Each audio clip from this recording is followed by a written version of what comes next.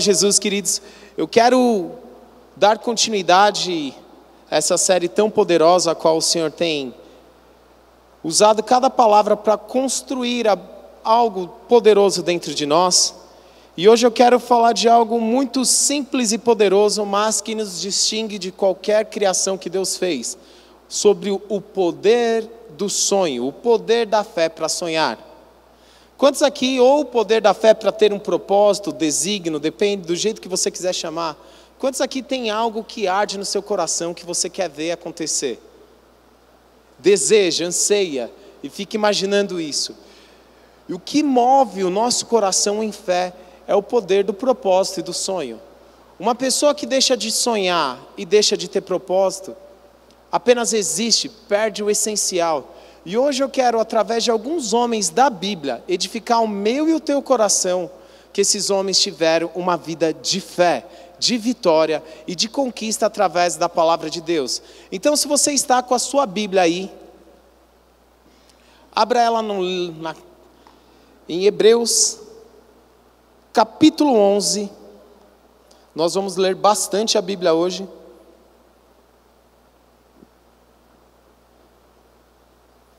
Versículo 33. Esse capítulo é conhecido, como o capítulo dos heróis da fé. E eu acredito que essa tem que ser uma declaração que eu e você temos que ter viva dentro de nós. Os quais, por meio da fé, conquistaram reinos, praticaram a justiça, obtiveram a promessa, fecharam a boca de leões. Aqui, algo onde a fé nos coloca em um lugar diferenciado. O autor de Hebreus, ele coloca alguns pontos aqui. Conquistaram mediante a fé. A minha e a sua conquista está de acordo com a nossa porção de fé. O livro de Romanos fala que cada um tem uma medida de fé. Então o nível nosso de conquista está muito relacionado à nossa porção de fé. Outra coisa que falo, obtiveram. Uma das coisas que eu acredito que para obter a promessa nós precisamos estar sempre obedientes. Outro detalhe, fechar a boca de leões.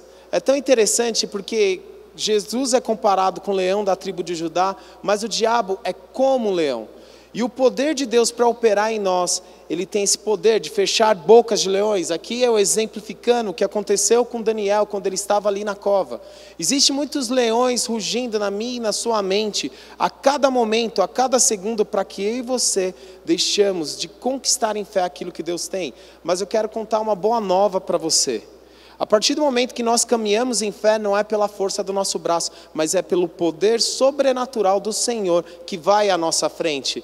A pastora Rúbia ministrou aqui tão poderosamente, eu estava conversando com ela, os pontos, que quando Deus dá a ordenança da arca ir à frente, o povo ficar para trás. Mas é exatamente como que tem que ser a nossa vida, guiada pela palavra, não guiada pelas circunstâncias. Pois eu e você andamos pelo que cremos, não pelo que vemos. E essa vem uma maior diferença de caminhar e romper em fé. Não ter uma vida guiada pelas circunstâncias. Nosso país vive cada circunstância, boas, ruins. Se nós ficarmos vivendo essas circunstâncias, vamos parecer que nós estamos num parque de diversão, numa montanha russa. Um dia tudo posso, naquele que me fortalece. Outro dia você lê o Salmo da seguinte maneira: 10.000 ficarão em pé à minha direita e 1.000 à minha esquerda, e só eu, Senhor, serei atingidos. Outro dia você está lendo, tudo posso naquele que me fortalece. Não. Deus estabeleceu eu e você como homens e mulheres de fé para romper e conquistar e não retroceder. E é tão interessante também que o autor de Hebreus, quando ele define o que é fé, e eu acredito que esse é o maior ensinamento que nós podemos ter sobre sonho e propósito. Hebreus, a partir do verso 11, a partir do verso 1 a 3. Ora, a fé é a certeza de coisas que se esperam, a convicção de fatos que não se veem. Pois pela fé os antigos obtiveram bom testemunho, pela fé entendemos que o universo foi formado pela palavra de Deus, de maneira que o visível vem a existir das coisas que não são visíveis.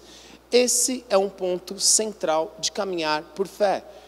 de conceber no teu espírito, enxergar no teu coração as conquistas celestiais. O maior diferenciais de homens de fé, a qual nós vamos ler hoje aqui, foram homens que já enxergaram a sua promessa sem ter tocado, sem ter visto.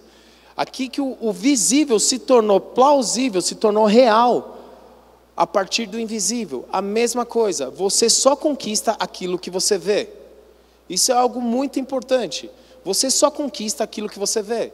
Se você no teu espírito já enxerga a salvação da sua família, isso já é uma conquista. Se no teu espírito você já consegue enxergar libertação, cura, os dons do Espírito fluindo na tua vida, o seu ministério rompendo, esse já é um grande passo. Esse é o diferencial de caminhar por fé. E por falar em fé, não existe nenhum homem melhor para começar a estudar e enxergar como caminhar enxergando além das circunstâncias, enxergando pela ótica celestial. Gênesis capítulo 12 conta a história do pai da fé, de Abraão.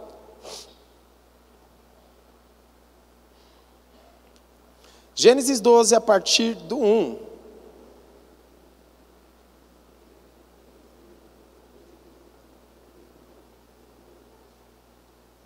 O Senhor disse a Abrão: saia da sua terra, da sua parentela e da casa de seu pai, e vá para a terra que lhe mostrarei.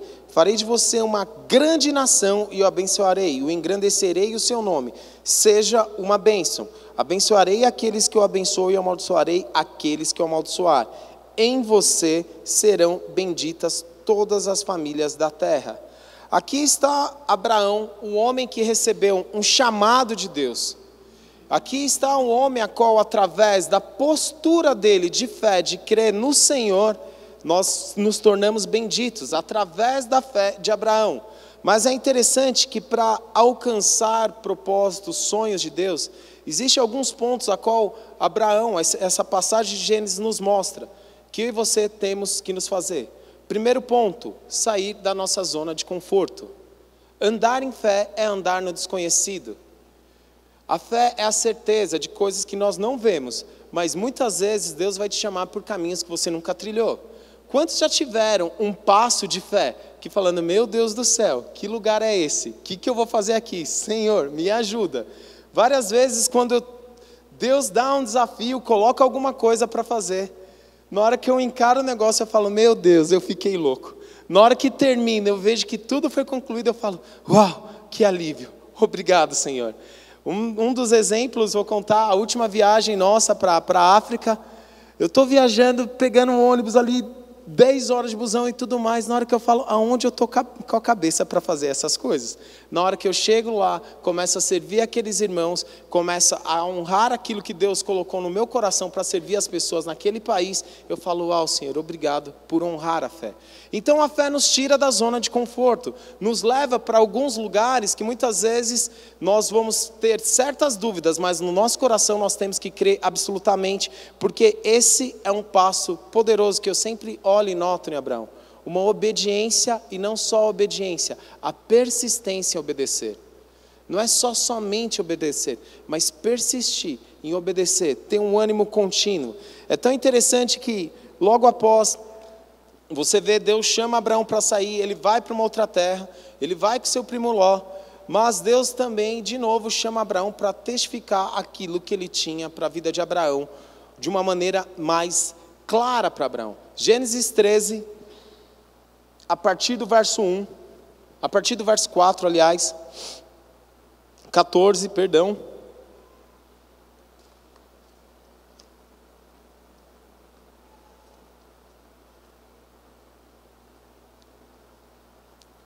O Senhor disse a Abraão, depois que Ló se separou dele, erga os olhos e olhe de onde você está para o norte, para o sul, para o leste e para o oeste, porque toda essa terra que você está vendo, eu darei a você e a sua descendência para sempre.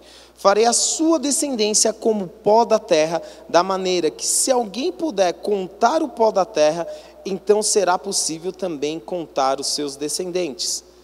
Aqui mostra Deus chamando Abraão para ele conceber em fé. Abraão, ele não tinha filhos nessa época. E como ele poderia imaginar uma descendência em fé?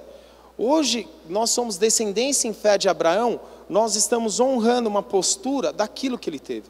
E é tão interessante que Deus, ele quer fazer isso comigo e você diversas vezes, para que nós erguemos os nossos olhos, porque o que a palavra fala, de onde vem nosso socorro? Vem do Senhor. Eleva os meus olhos para os montes, de onde virá o meu socorro? Quando estiver dúvida daquilo, do propósito, do chamado, do sonho, daquilo que Deus, o desígnio que Deus colocou no teu coração, não esqueça de uma única coisa. Começa, ergue os olhos e levanta para os céus. E começa a clamar ao Senhor, falando: Senhor, alinha a minha visão. E Abraão pôde conceber com fé, olhando para o norte, sul, leste, oeste, contando estrela, contando areia, aquilo que Deus tinha para ele. Uma descendência enorme de homens e mulheres de fé. E essa é a maior diferença, como nós enxergamos o nosso campo de conquista. Como você tem enxergado o seu local de trabalho, como você tem enxergado a tua casa, como você tem enxergado a sua própria vida ministerial. Muitas vezes nós temos uma visão muito externa para fora, mas muitas vezes Deus quer nos levar para não olharmos para nós mesmos e falar: como eu tenho me enxergado? Eu tenho me enxergado como esse homem que Deus tem levantado, forte, valente, corajoso, ou tenho me enxergado de maneira minúscula? Então esse é um dos poderes que Deus quer restaurar em nós. Hebreus 6,5 fala dessa outra característica que Abraão tem. Hebreus 6,15: e assim, depois de esperar com paciência, Abraão obteve a promessa. Abraão creu no poder da promessa de Deus, e esse é um diferencial para mim e para você. Crer no poder da promessa de Deus. Se você tem, todo ano nós entregamos aquele material de virada de ano para vocês.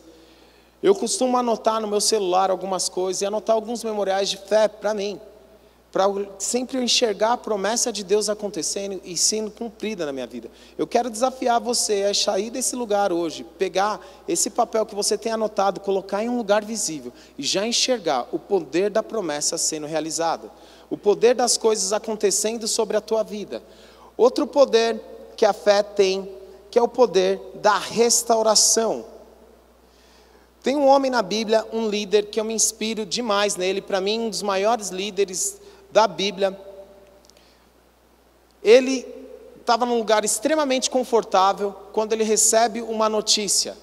A notícia que ele recebe é que Israel estava sobre ruínas, que as muralhas tinham caído sobre Jerusalém e que as portas do templo estavam arruinadas. Quando ele recebe essa notícia, ele tem uma reação poderosa. Neemias capítulo 1, a partir do verso 3. Os restantes, os que sobreviveram ao exílio e se encontraram lá na província, estão em grande miséria e humilhação. As muralhas de Jerusalém continuam em ruína e os seus portões foram destruídos pelo fogo. Quando ouvi estas palavras, eu me sentei, chorei e lamentei por alguns dias. Fiquei jejuando e orando diante de Deus dos céus, e eu disse: Ah, Senhor, Deus dos céus, Deus grande e temível, que guarda a aliança e a misericórdia com aqueles que te amam, e guarda os teus mandamentos. Estejam atentos os teus ouvidos e os teus olhos abertos, para que atendes a oração do teu servo, que hoje faço diante de ti. Dia e noite pelos filhos de Israel, os teus servos, faço confissão dos pecados dos filhos de Israel, os quais temos cometidos contra ti. Eu e a casa de meu pai pecamos. Quando eu olho isso, eu falo: uau, que aspecto Israel vivia aquela época de ruína, a qual nossa nação vive? Nós passamos no meio do primeiro bimestre do ano, quanta ruína aconteceu no Brasil? Chuvas, Brumadinho, Rio de Janeiro, o CT do Flamengo, daqui a pouco os portais do inferno aberto com carnaval, com jovens abusando de drogas, muito entrando em coma, famílias sendo destruídas pelo adultério. Deus levantou Neemias para tapar essa brecha em oração, porque ele sonhou com a restauração. E eu acredito que Deus quer fazer isso no nosso meio, nos dias de hoje, levantar homens e mulheres que sonham com a restauração do Brasil, que sonham com a restauração do padrão da família. Mas aqui vem uns pontos fundamentais que o sonho de restauração faz. Primeiro ponto, empatia. Você só conquista aquilo que você ama. Aquilo que você ama, você tem autoridade. Se você ama as pessoas que você está envolvida, a sua família, a sua nação, você vai ter autoridade para chegar diante de Deus, clamando. Neemias chegou clamando diante do Senhor. Neemias também, ele teve que sair da zona de conforto. Ele tinha um alto cargo no escalão do governo. copeiro do rei, era como se fosse primeiro-ministro na época. E além do mais, ele tinha um plano ousado de reconstrução, e quando o coração dele se inclinou, quando Deus atentou o sonho que havia no coração de Neemias, tudo aquilo que ele precisava para cumprir aquela obra, Deus levantou pessoas para acontecer. É a mesma coisa no nosso ministério de restauração hoje. Se você precisa de um carro para buscar pessoas, para investir em drogados, para restaurar sua família, se é de acordo com o propósito de Deus, vai acontecer. Vai acontecer. Se é recurso, não importa de onde recurso vem. De ano em ano eu me surpreendo como Deus é fiel e bom comigo. E não que Deus não é bom com os outros. Esses dias eu estava tomando café com o pastor Júnior, no final do ano, e eu contei um testemunho, olha, ganhei tal coisa. Ele falando, do céu, eu nunca vi alguém ganhar as coisas que nem você. Eu falei, ué, eu não faço nada demais. E eu parei para pensar naquilo, e realmente olhando e falando, tudo que é recurso que eu preciso, para algo para edificar o reino, o Senhor sempre tem provido, nada tem faltado. E a mesma coisa eu creio que Deus vai fazer no nosso meio. Você tem sonhado com a restauração das pessoas ao teu redor?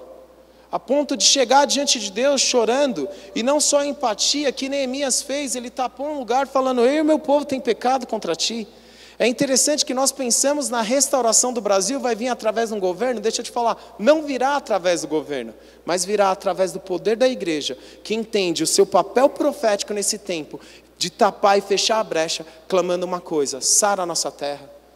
Sara a nossa terra. Deus quer levantar homens e mulheres que oram para a restauração da família. Homem sendo homem. Quantos viram aquela foto da mulher resgatando o caminhoneiro? E quantos viram aquele ultra corajoso com o celular filmando? Olha como que está distorcido, não pelo fato da mulher ter coragem, mas da gente ser espectador dos outros agindo. Deus quer restaurar o padrão de homem e mulher. Deus quer restaurar a força do jovem para que esteja gastada em adoração ao Senhor, não no carnaval, no baile funk. Deus quer restaurar a depressão do nosso meio e trazendo a libertação e a alegria de filhos. Nós vemos uma geração, o Brasil tem vivido algo chamado epidemia branca. O país que é considerado um país alegre, mas nas Américas Latina, é o país cujo toma mais antidepressivo. Na América Latina inteira, América Latina e América do Sul. Mas nós não somos um país felizes? Ou será que as pessoas têm colocado uma máscara, com um buraco existencial que somente a presença de Deus pode restaurar, dá propósito, dá sentido e dá razão para viver? Deus quer levantar eu e você com esse poder de sonhar pela restauração do nosso país. Com esse poder de sonhar pela restauração, da onde você está ali com o seu life group, do poder da restauração, daquele pequeno momento que você tem do discipulado de sonhar com restauração. O discipulado é um momento profético, se não tem sonho, se não tem propósito, se não tem palavra de Deus, não tem sentido. As pessoas precisam ser emancipadas para o propósito de Deus. Por isso Deus quer que eu e você sejamos esses Neemias da nossa geração, para sonhar com a restauração da nossa nação, com a restauração de Barueri, de São Paulo e das nações e do mundo. Eu creio que nós veremos isso muito em breve através do poder que Jesus confiou à igreja. Outro exemplo muito poderoso, que é o poder de Deus através do milagre. Existia uma mulher casada com um homem. No Antigo Testamento podia ter quantas mulheres que fosse, meu Deus. E ali ela tinha uma rival, a qual a Bíblia chama de rival, chamado Penina. Ana era o nome dessa mulher, e Penina humilhava a Ana pelo fato dela não ter filhos. E ficava humilhando constantemente. E ali um dia Eucana, marido delas, foi oferecer sacrifício ao Senhor, foi com a família, uma mulher muito amada, está em 1 Samuel, se não me engano, a partir do verso 3. Ele sempre pega a porção do sacrifício, dá dobrada para ela, mas Penina, a figura do diabo, para mostrar a nossa fraqueza, foi lá e humilhou mais uma vez Ana, falando, olha lá, você é estéril, sei lá o que ela falou, a Bíblia não declara, mas fala que Ana se angustiou no espírito. Ficou amargurada. Quantas pessoas deixam de crer no milagre, porque essa voz diabólica, estilo Penina, vem soprando? Quantas pessoas desistem de uma carreira ministerial por ter falhado uma vez? Ou desiste de comunhão com uma outra pessoa por um dia alguém ter errado.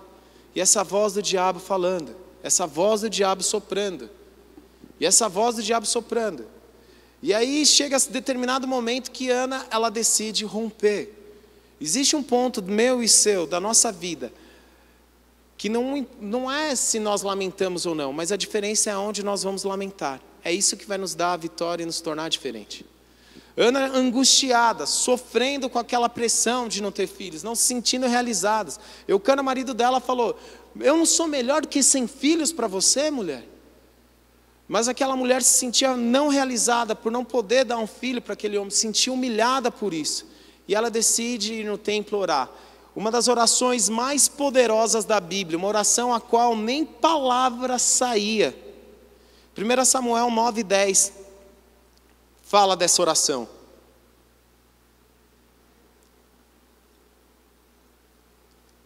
Certa vez, após terem comido e bebido em Siló, Ana se levantou quando o sacerdote Eli estava sentado na sua cadeira, junto ao pilar do templo do Senhor. E Ana, com amargura de alma, orou ao Senhor e chorou muito. Aqui eu vejo um ponto muito poderoso das bem-aventuranças, os que choram, pois serão consolados. Não existe choro, lágrima que você derrama na presença de Deus que não vai haver consolo. Eu acho tão interessante quando o salmista fala: aqueles que semearam com lágrimas colherão com alegria. E é tão interessante que esse salmo fala: quando o Senhor restaurou a sorte de Sião. Ana foi recorrer a um único capaz de enxugar as lágrimas dela, ao único capaz de fazer o milagre acontecer. E aqui vem o maior diferencial para mim e para você. Quando algo não dá certo, para quem nós recorremos?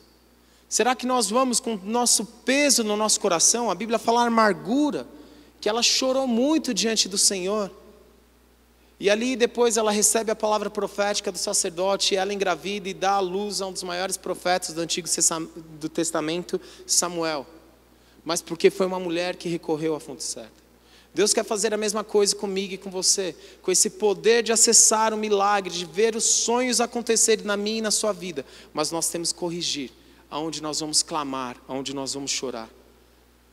Aqueles que semeiam com lágrimas colherão com alegria. Talvez você tenha semeado com lágrimas a libertação da sua família.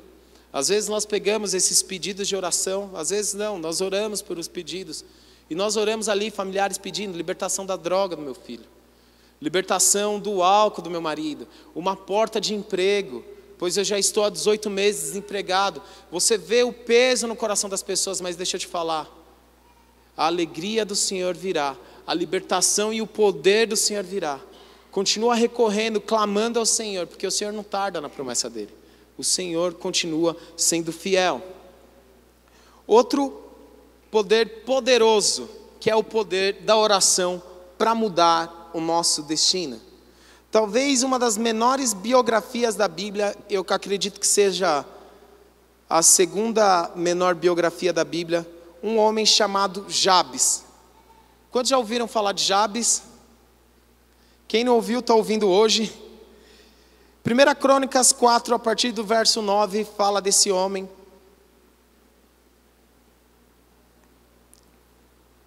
Jabes foi o mais ilustre dos seus irmãos. A sua mãe deu-lhe o nome de Jabes, dizendo: porque com dores o dei à luz. Jabes invocou o Deus de Israel, dizendo: quem dera me abençoasse e expandisse o meu território, que a tua mão esteja comigo, preserva-me do mal, para que não me sobrevenha aflição. E Deus lhe concedeu o que lhe tinha pedido. Olha o que o poder da oração pode fazer. Um homem que nasce destinado a ser o cara que gera dor. Imagina você ter esse nome, né? Que o nome para o judeu, o nome naquela época era seu destino profético. E nasceu o cara que gera dor. Tá vindo aí o cara que gerou dor na mãe dele. Em determinado momento ele decidiu romper em oração, falando: Senhor, amplia o meu território, me expande, Senhor, me leva para além. E Deus concedeu o pedido dele. Talvez muitos aqui venham de históricos familiares de pessoas que não romperam. Deixa eu falar, através do poder da oração, Deus pode expandir o teu território. através do poder da oração, você pode ver coisas sendo realizadas na sua vida. Mas decida ter esse passo de fé, de chegar diante de Deus falando: Senhor, age a meu favor. E aí você vai ver aquilo acontecer. E Deus lhe concedeu o que havia pedido. E por último, uma das coisas que eu acredito que todos os homens de Deus têm, que é uma das frases que eu mais amo de um grande homem de Deus que já morreu, chamado Leonard Ravenhill.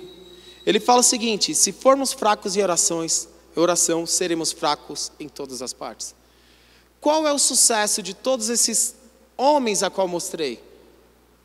Abraão estava na presença de Deus, buscando a Deus. Neemias orou a Deus. Ana orou a Deus. Jabes orou a Deus. A maior diferença na nossa vida é a nossa oração. É isso que faz eu e você acessar o sobrenatural. É isso que Deus faz alinhar os sonhos e os propósitos que Ele tem para a nossa vida. Se eu e você falharmos em oração, nós falhamos em tudo. Nós falhamos em tudo.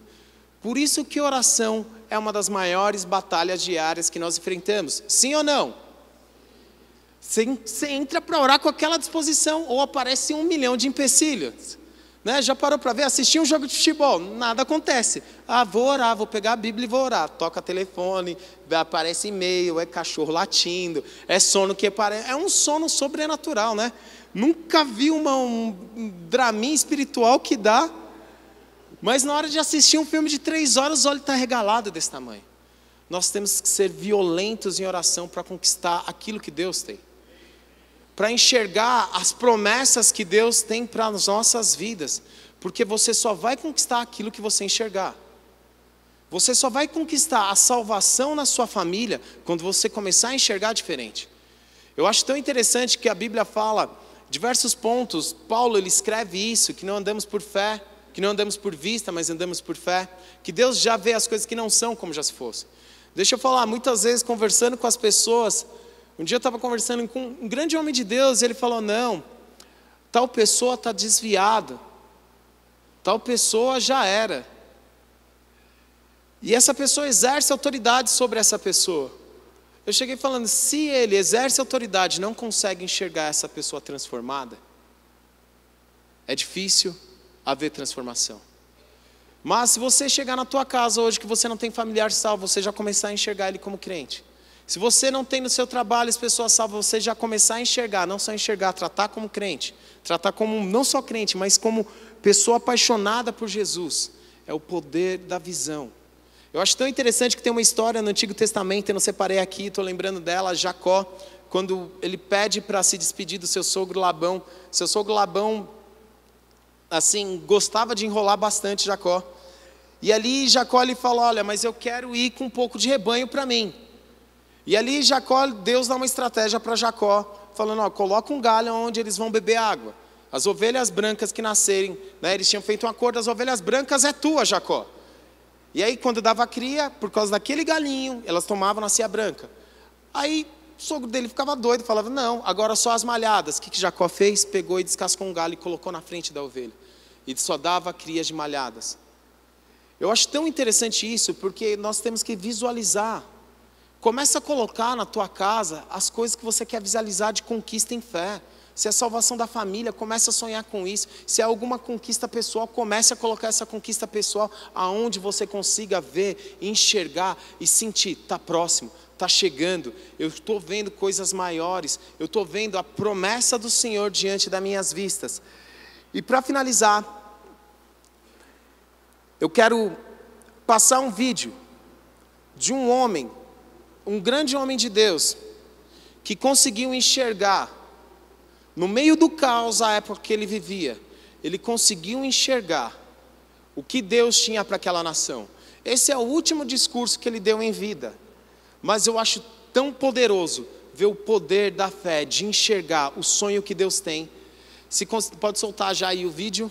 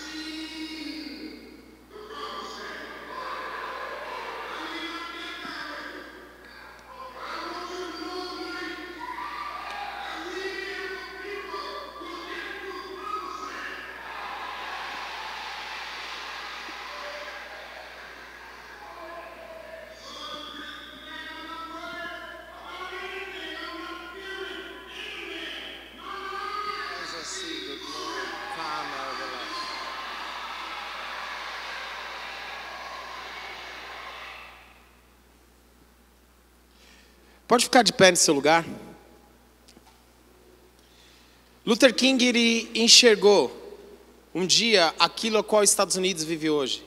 Naquela época a qual ele vivia a segregação racial, o negro ele não podia frequentar o mesmo café que o branco, não podia pegar um ônibus, mas ele enxergou com os olhos da fé o sonho que Deus colocou no coração dele, a libertação daquele povo, a igualdade social daquele povo. Hoje os maiores músicos e atores americanos são negros. Os Estados Unidos teve na sua história um presidente negro, mas esse homem concebeu em fé.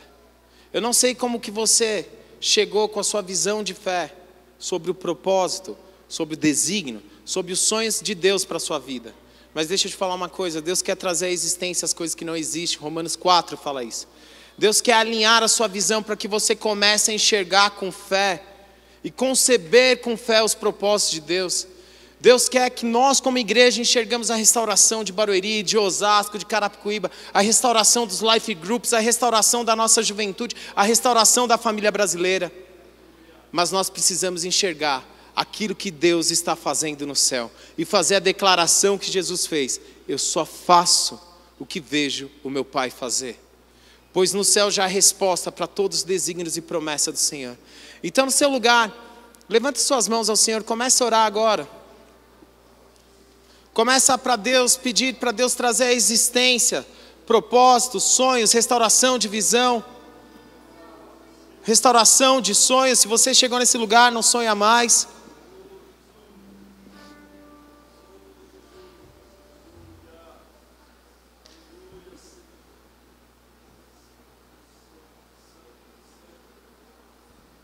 Jesus, Jesus, Jesus, Jesus, Jesus.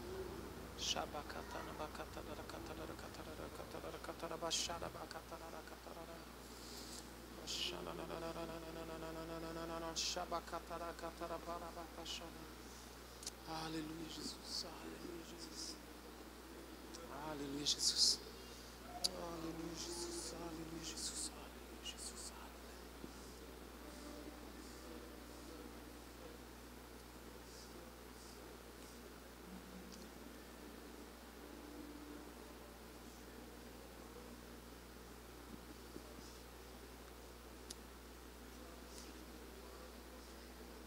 O autor de Hebreus fala que o nosso Deus é o mesmo ontem, hoje e eternamente será o mesmo.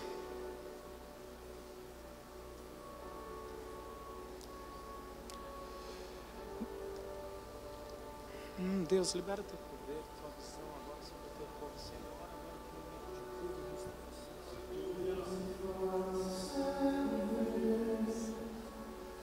restauração.